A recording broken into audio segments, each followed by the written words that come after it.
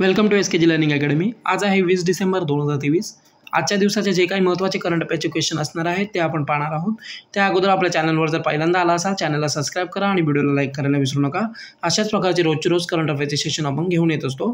चला तर आजच्या सेशनला सुरुवात करूया। आजचा पहिला प्रश्न आहे, Delhi Meerut regional rapid transit system कॉरिडॉरसाठी भारत सरकारने कोणासोबत करार केलेला आहे? प्रश्नाचं योग्य उत्तर आहे ऑप्शन क्रमांक बी, आशियाई विकास bank. Delhi Meerut regional rapid transit system corridor आहे। भारत सरकार याचं काम सुरू करणार आहे आणि यासाठी आशियाई विकास बँकेसोबत करार हा केलेला आहे। भारत सरकारने आशियाई विकास बँकसोबत प्रोजेक्टसाठी 37 बिलियन जपानी येन म्हणजे 250 मिलियन अमेरिकन डॉलरच्या कर्जासाठी करार केलेला आहे। दिल्ली ते मेरठ हा regional transit system corridor 82 kilometre असणार आहे। आशियाई विकास बँकेसोबत हा करार केलेला आहे। क्षेत्रीय विकास बँक आहे। स्थापना झालेली आहे 19 डिसेंबर 1966। मुख्यालय आहे मनिला, फिलिपिन्समध्ये आणि सदस्य देश आहेत 68 आणि त्याचे अध्यक्ष आहेत मात्सुगो असाकावा, हे जपानचे आहेत। पुढचा प्रश्न पाहूया। रमन सिंग यांची कोणत्या राज्याच्या विधानसभा अध्यक्षपदी निवड करण्यात आली आहे? योग्य उत्तर आहे ऑप्शन क्रमांक डी, छत्तीसगड। छत्तीसगड राज्याच्या विधानसभेच्या अध्यक्षपदी यांची निवड ही करण्यात आलेली आहे। कुणाची? तर रमन सिंग यांची निवड करण्यात आलेली आहे। माजी मुख्यमंत्री राहिलेले आहेत, दुसरे आणि सर्वाधिक काळ मुख्यमंत्री म्हणून यांनी काम पाहिलेलं आहे। 2003 ते 2018 पर्यंत हे छत्तीसगड राज्याचे मुख्यमंत्री होते आणि आता यांची छत्तीसगड विधानसभा अध्यक्षपदी निवड ही करण्यात आलेली आहे। छत्तीसगड स्थापना झालेली आहे 1 नोव्हेंबर 2000। राजधानी आहे रायपूर। मुख्यमंत्री आहेत विष्णुदेव साय आणि राज्यपाल आहेत विश्वभूषण हरिचंद्रन। पुढचा प्रश्न पाहूया। कोणती व्यक्ती तिसऱ्यांदा इजिप्त देशाचे राष्ट्रपती बनलेले आहेत? योग्य उत्तर आहे ऑप्शन क्रमांक C, Abdel Fattah al Sisi. हे तिसऱ्यांदा इजिप्त या देशाचे राष्ट्रपती जे आहेत हे बनलेले आहेत। तर अब्दुल फतेह अली सिसी यांनी 89.6% मते मिळवत राष्ट्रपती पदाची निवडणूक जिंकलेली आहे इजिप्तमध्ये आणि पुढील 6 वर्षासाठी ते तिसऱ्यांदा राष्ट्रपती बनलेले आहेत। 2014मध्ये ते पहिल्यांदा इजिप्तचे राष्ट्रपती जे आहेत बनलेले होते। इजिप्त राजधानी आहे काहिरी, चलन आहे इजिप्तियन पाऊंड, पंतप्रधान आहेत मुस्तफा मदबोली आणि राष्ट्रपती आहेत अब्देल फतेह अल सिसी। पुढचा प्रश्न पाहूया। रॉयल सोसायटी ऑफ केमिस्ट्री यांच्याकडून न्योम पुरस्कार 2023 कोणाला प्रदान करण्यात आला आहे? तर हा पुरस्कार प्रदान करण्यात आलेला आहे ऑप्शन क्रमांक बी, सविता लाडेज यांना। रॉयल सोसायटी ऑफ केमिस्ट्री यांच्याकडून हा न्योम पुरस्कार 2023 प्रदान करण्यात आलेला आहे सविता लाडेज यांना। सविता लाडेज रसायन विज्ञान विषय शिकणे आणि शिकवणे यांच्याप्रती त्यांच्या असलेल्या समर्पणाप्रती यांना ओळखले जाते। केमिस्ट्री विषय, रसायनशास्त्र विषयामध्ये यांचा हातखंडा आहे। न्योम पुरस्कार 1968 ते 1970 पर्यंत रॉयल सोसायटी ऑफ केमिस्ट्रीचे अध्यक्ष आहेत रोनाल्ड न्योम यांच्या जीवन कार्य स्मृतिप्रित्यर्थ 1973 पासून हा दिला जातो। हा पुरस्कार पदवी स्तरावर रसायन विज्ञान विषयातील अभ्यासाला प्रोत्साहन देण्यासाठी हा दिला जातो आणि आता हा अनिता लाडेज यांना यावर्षीचा पुरस्कार देण्यात आलेला आहे। पुढचा प्रश्न पाहूया। भारतीय वन आणि लाकूड प्रमाणन योजना कोणत्या मंत्रालयाने सुरू केली आहे? तर ही योजना सुरू केलेली आहे केंद्रीय पर्यावरण आणि वन हवामान बदल मंत्रालय, या मंत्रालयाने ही भारतीय वन आणि लाकूड प्रमाणन योजना सुरू केलेली आहे।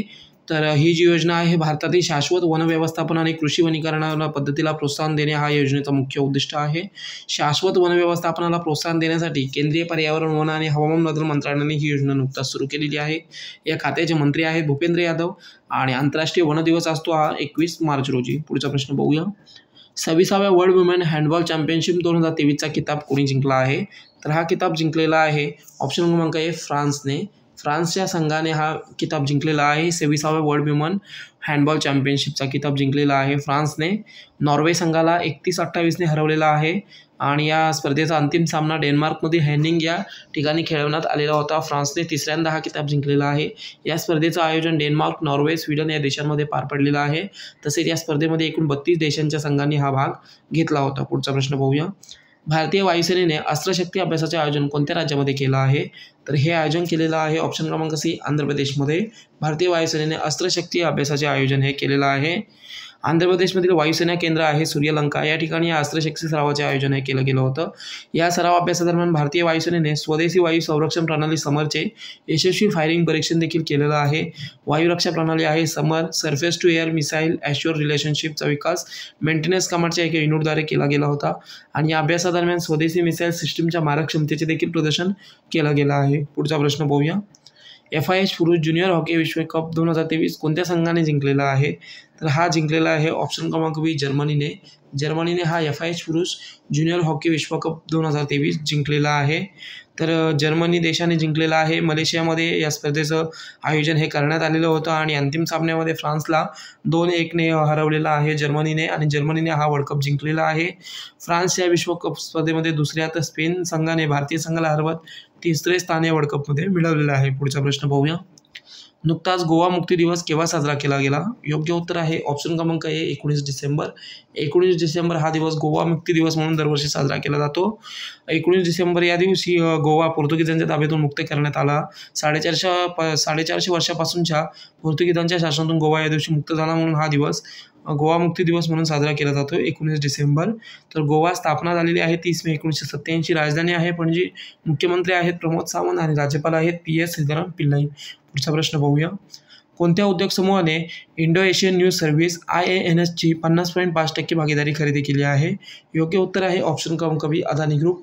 अदानी ग्रुप जो आहे याने ही इंडो एशियन न्यूज सर्व्हिस IANSची 50.5% भागीदारी ही खरेदी केलेली आहे. तर अदानी ग्रुपची स्थापना झालेली आहे 1988. अध्यक्ष आहेत गौतम अदानी आणि मुख्यालय आहे मुंबई या ठिकाणी. अदानी उद्योग समूह प्रामुख्याने कोळसा व्यापार, कोळसा उत्खनन, खाद्यतेल आणि वीज क्षेत्रामध्ये कार्यरत आहे. पुढचा प्रश्न पाहूया.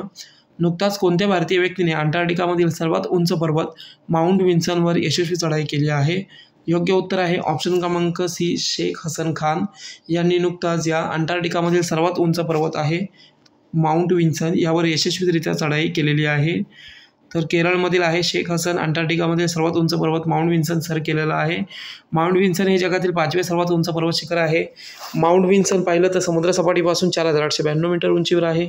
शेख हसन यांनी माउंट विन्सन व्यतिरिक्त माउंट एव्हरेस्ट, उत्तर अमेरिकेतील माउंट डेनाली, आफ्रिकेमधील माउंट किलिमांजारो आणि युरोपमधील माउंट एल्ब्रसवर देखील यशस्वीरित्या चढाई ही केलेली आहे. पुढचा प्रश्न पाहूया.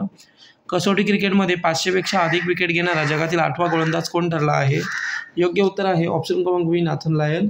नाथन लायन हा ऑस्ट्रेलियन क्रिकेटपटू आहे आणि याने 500पेक्षा अधिक विकेट घेणारा हा जगातील 8वा गोलंदाज ठरलेला आहे. ऑस्ट्रेलियन फिरकीपटू आहे हा नाथन लायन आणि कसोटी सामन्यामध्ये 500 गडी बाद करणारा जगातील 8वा गोलंदाज ठरलेला आहे. त्याने आतापर्यंत 123 कसोटी सामने खेळलेले आहेत आणि 500पेक्षा अधिक विकेट या घेतलेल्या आहेत. या अगोदर असा पराक्रम 7 जणांनी केलेला आहे. भारताकडून या यादीमध्ये अनिल कुंबळे यांचा क्रमांक लागतो. त्यांनी भारताकडून खेळताना 132 सामन्यांमध्ये एकूण 619 विकेट या घेतलेल्या आहेत.